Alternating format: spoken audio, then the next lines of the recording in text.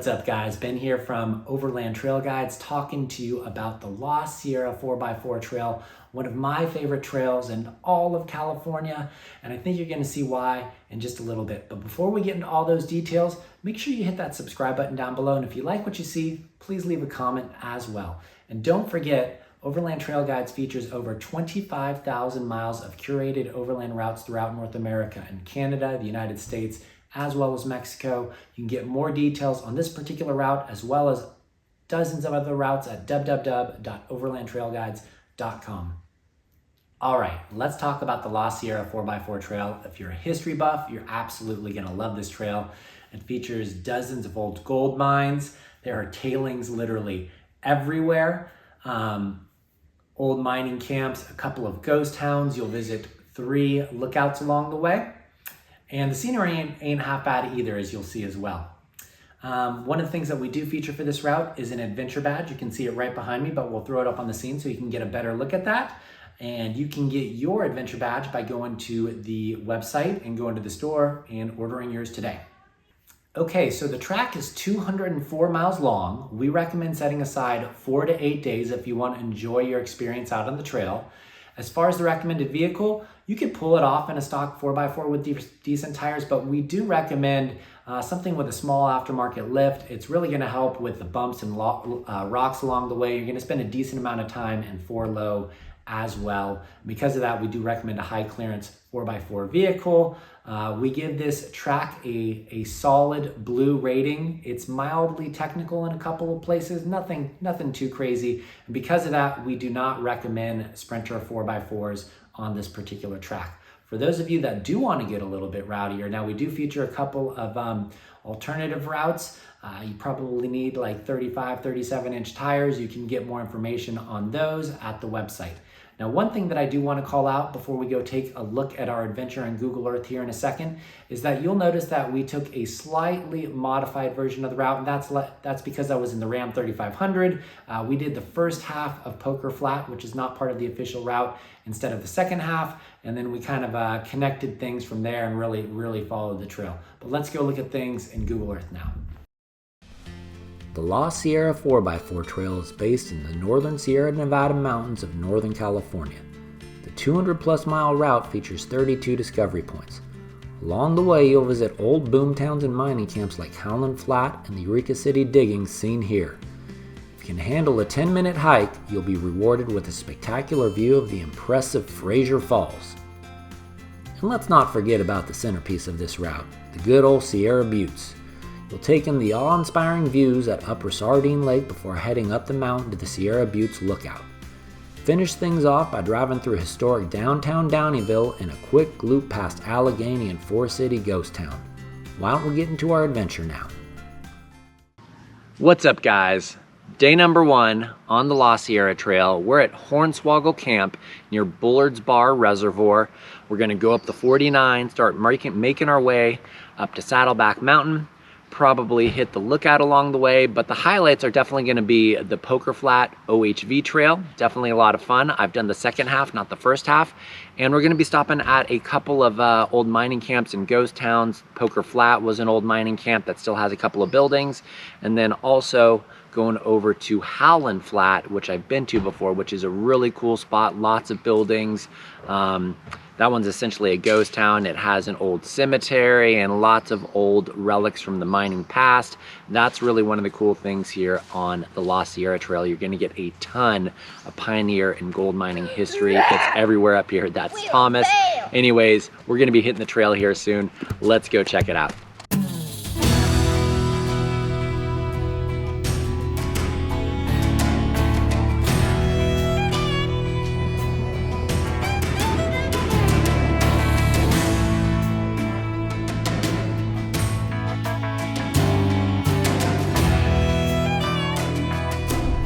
We just hit dirt after about 9 miles of pavement, aired down. Should be on dirt the rest of the day. Next stop is going to be Eureka Diggings, which is a bunch of mining tailings that are all piled up, and I think they have some old ponds and water captures and stuff like that. I don't know all the mining terminology, but this mining history is just really all around you up here. It really is crazy. We'll stop at a lot of things along the way. But let's keep driving.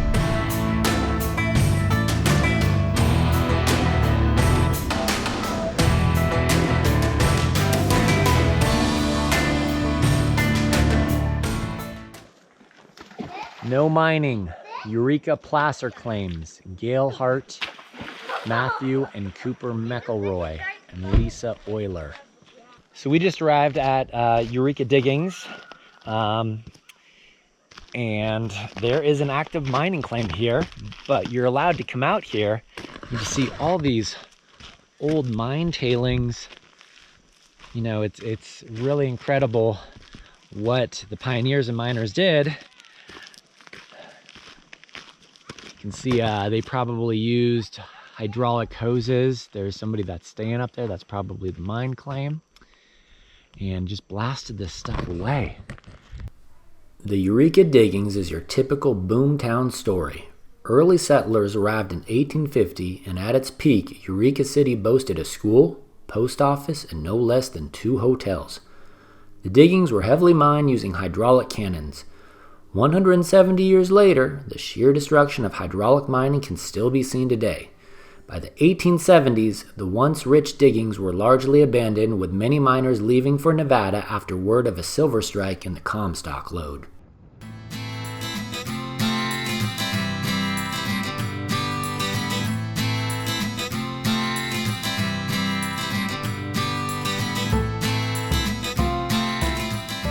After visiting the Eureka Diggings, we could see Saddleback Mountain across the canyon in the distance. This would be the first of 3 lookouts we'd visit over the course of our adventure. The half-mile trail to the lookout is bumpy and steep, so be prepared to engage 4 low as you make your way up the mountain.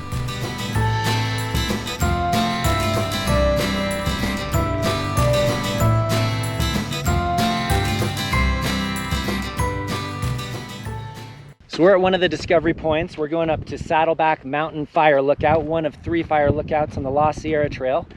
This one being the first. How was it, guys? Great. Yeah? Look at the view. Oh my gosh, I think we just came up one of those roads.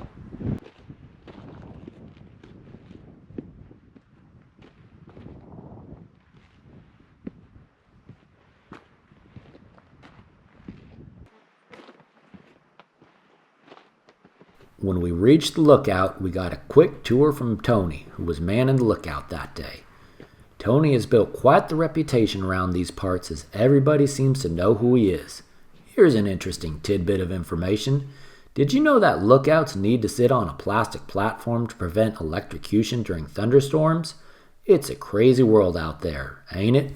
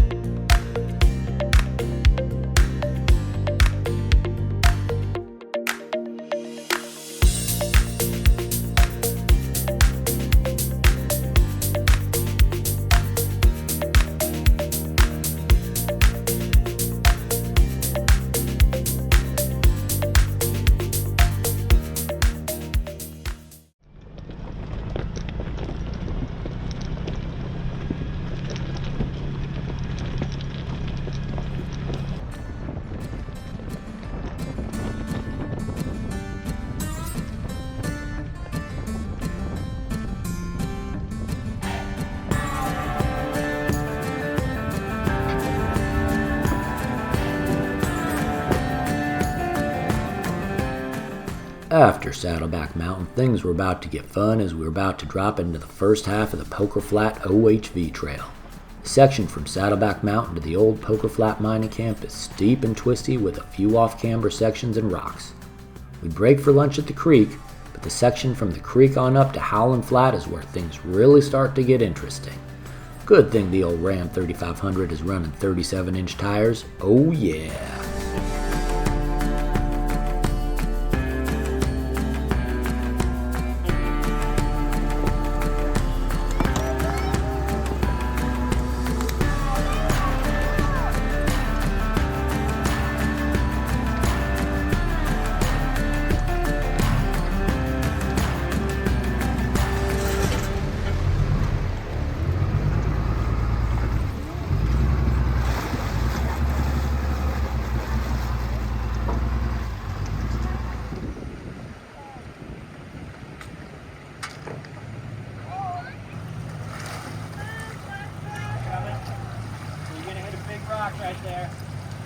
straight.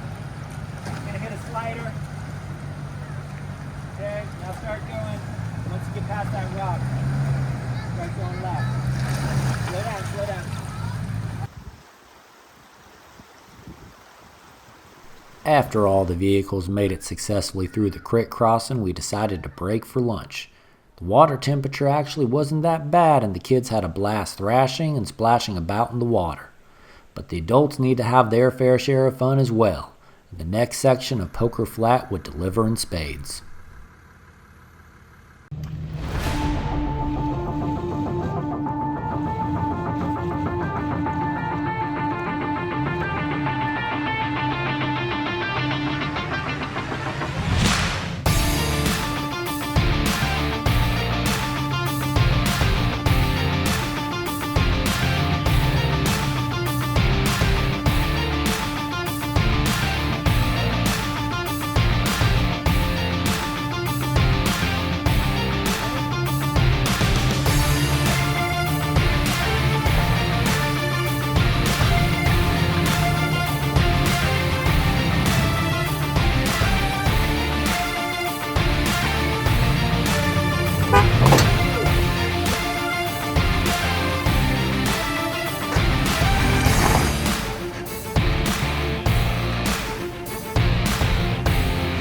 Tread back and get out.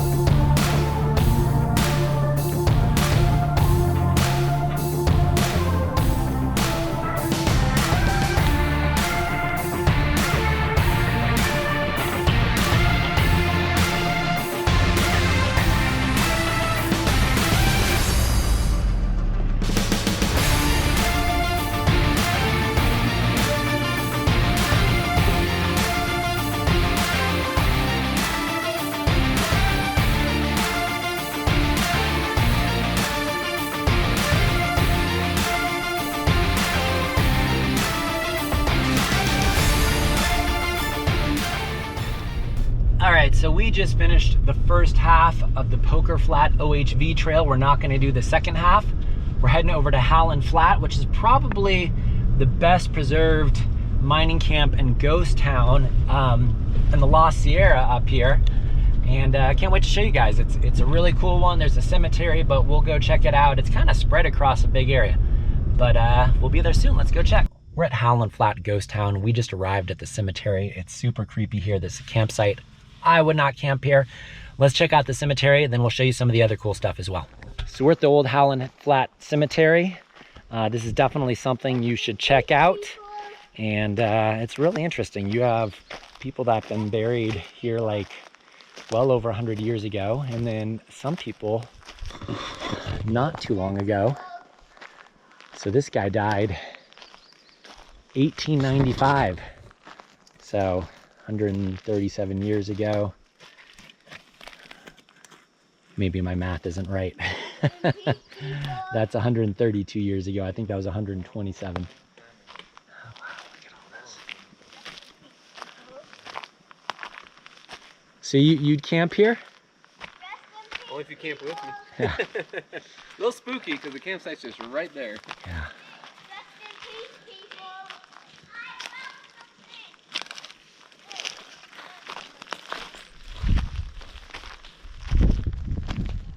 Like, were these people who didn't have a lot of money, or are they kids? These three were kids. Those are the parents.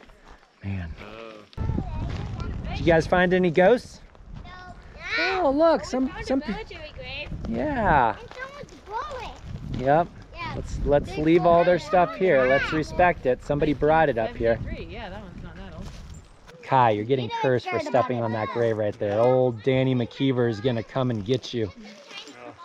46 years old. He lived a full life. Yeah, back then, huh? Yep. First settled in 1853, Howland Flat and the surrounding area had approximately 2,000 residents by the early 1860s. At its peak, the town had several hotels and saloons, mercantile shops, a school, and even a Wells Fargo Express station. Today, A number of the old buildings are still standing while others haven't weathered the hands of time quite so well. Either way, it's one of my favorite places to visit in the Lost Sierra.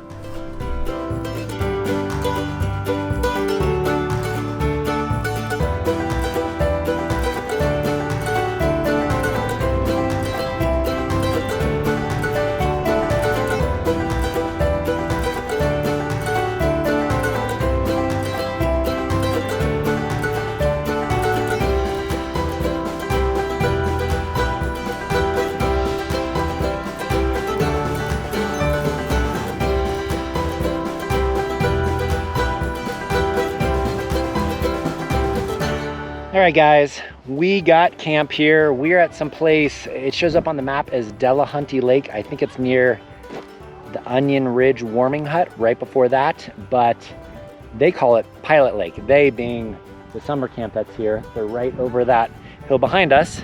We have this big open area. And of course, what do you think is over here? More tailings. We checked out another spot up the road as well. Tailings everywhere. It's just crazy how much of this area was excavated and mined. After enjoying our suppers, a friendly feller came by riding an ATV. Turns out he ran the summer camp across the way and was going to do some hobby prospecting of his own. He even let the kids join in, showing them how to use the heavy-duty shop vac to suck up the topsoil that would be dumped into 5-gallon buckets and then later sifted for gold ore. He even claimed a 96 gold ounce was found at these diggings. It don't matter if the old feller was telling the truth or not, as the little buggers had a blast pretending to be real-life gold prospectors. Well, folks, that's the end of today's video, but be sure to catch part 2 of our Lost Sierra Trail series.